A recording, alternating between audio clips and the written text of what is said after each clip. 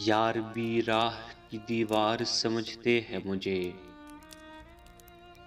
यार भी राह की दीवार समझते हैं मुझे। मैं समझता था मेरे यार समझते हैं मुझे। जड़ उकड़ने से झुकाव है मेरी शाखों में। दूर से लोग समरबार समझते हैं मुझे।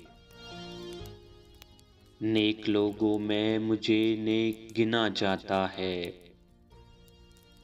और गुनहगार गुनहगार समझते हैं मुझे। क्या खबर कल यही ताबूत मेरा बन जाए। आप जिस तख्त का हकदार समझते हैं मुझे। रोशनी सरहदों के पार भी पहुंचाता हूँ। हम वतन इसलिए गद्दार समझते हैं मुझे। मैं बदलते हुए हालात में डल जाता हूँ। देखने वाले अदाकार समझते हैं मुझे।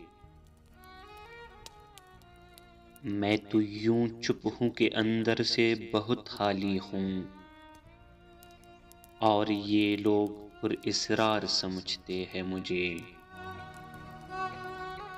छाँव देने से गुरेज़ां हैं कुछ ऐसे जैसे पेड़ सूरज का तरफदार समझते हैं मुझे। पाँव में खार लिए बाग में बैठा हुआ हूँ।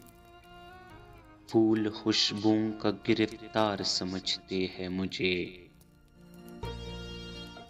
मैं तो खुद बिकने को बाजार में आया हुआ हूँ और दुकानदार खरीदार समझते हैं मुझे।